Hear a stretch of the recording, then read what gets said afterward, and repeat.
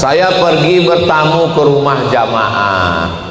Jamaahnya ngasih kertas. Ustaz Somad, coba baca kertas ini Pak Ustaz. Saya baca kertas.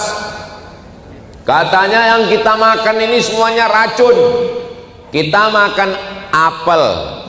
Apel apa apel? Kami di Medan apel sama kabel. Pas makan apel, beda apel sama jambu.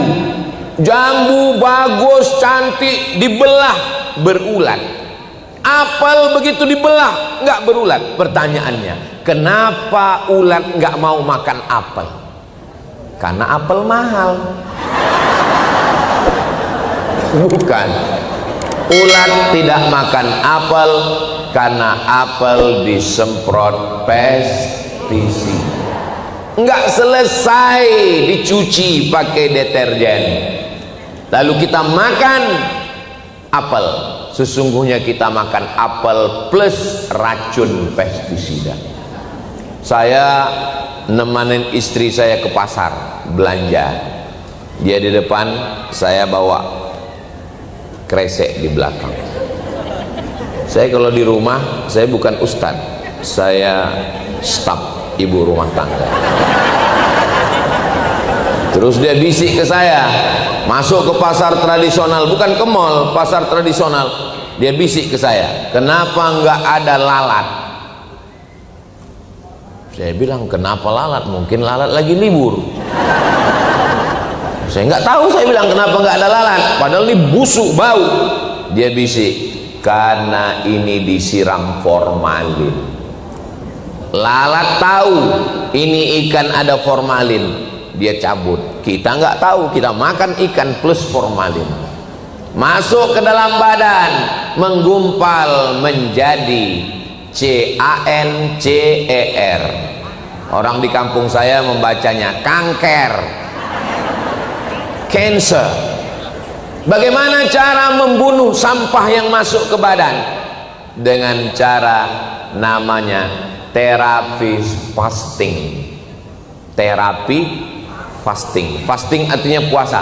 Ternyata kalau kita nggak makan, kita nggak makan pagi, nggak makan siang, nggak makan malam, maka badan kita ini memakan dirinya sendiri. Ada sel-sel busuk, sel-sel racun, sel-sel sampah yang ada di dalam badan ini dimakan oleh badan kita sendiri. Akhirnya kalau kita terapi fasting tadi kita sehat. Ini kertasnya dari Amerika yang nulis bule, bukan Pak Le, bule.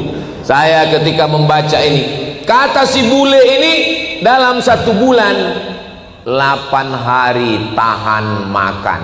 Allahu Akbar. 8 hari kata dia. Langsung saya ingat 8 hari, Senin Kemis, Senin Kemis, Senin Kemis, Senin Kemis, 8 hari. Saya kalau 8 hari kecil Pak Ustadz, saya sanggup 15 hari. Puasa Nabi Daud. Ingat, puasa Nabi Daud. Yasumu yauman, puasa sehari, wa yuftiru yauman, makan sehari. Soalnya ada juga jamaah nih ibu-ibu nanya, Ustadz saya mau nanya apa Bu? Apa hukumnya sholat Nabi Daud? Sholat sehari, nggak sholat sehari? Nggak ada itu. Yang ada tuh puasa Nabi Daud. Sholatnya Nabi Daud itu sholat malam, tahajud. Itulah makanya kalau dengar ceramah itu, kalau dengar betul, kalau tidur betul. Jangan dengar sambil tidur. Akhirnya ustadznya ngomong puasa Daud, jamaahnya ngomong sholat. 1, 3, 5, 7, 9, 11, 13, 15, 17, 19, 21, 23, 25, 27, 29. Mantap. Saya maunya puasa full terus. Namanya puasa dahar, bukan dahar. Saya waktu kuliah di Mesir satu rumah sama orang Sunda. Jadi saya mulailah belajar. Yang waktu itu ingat saya susah membedakan antara dahar sama damang. Jadi setiap ketemu dia, kumaha dahar, saya bilang. Bukan dahar mat, damang, kata dia. Oh iya. Dia sahabat saya, nggak boleh sebut namanya, menjaga kode etik jurnalistik. Kenapa Ustadz Somad nggak pernah nyebut teman-teman Ustadz di dalam ceramah? Ada satu saya sebut, nggak naik pangkatnya. Itulah maka nggak saya sebut. Sedih saya dengan kawan-kawan saya. Mudah-mudahan kamu tetap naik pangkat, guys. Nah, sampai mana tadi? Puasa dahar, bukan dahar. Puasa dahar. Puasa dahar artinya puasa sepanjang tahun. Yang melaksanakan puasa dahar ini namanya Sayyidatuna Aisyah, istri Nabi setelah Nabi Muhammad SAW meninggal.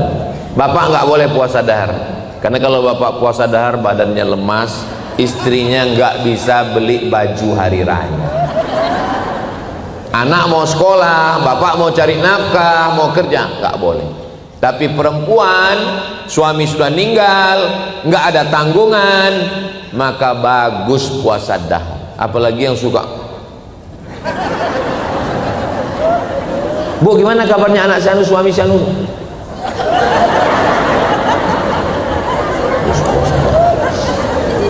Mahasiswa jangan puasa dahar. Mahasiswa disuruh puasa dahar, akhirnya di kelas turun IP 2,5. Ditanya sama orang tuanya, kenapa kamu IP-nya 2,5? Saya sudah kirim belanja uang kuliah. Kata Ustadz Somad, puasa dahar. Saya yang kena. Jadi puasa dahar ini boleh dengan catatan syarat dan ketentuan berlaku.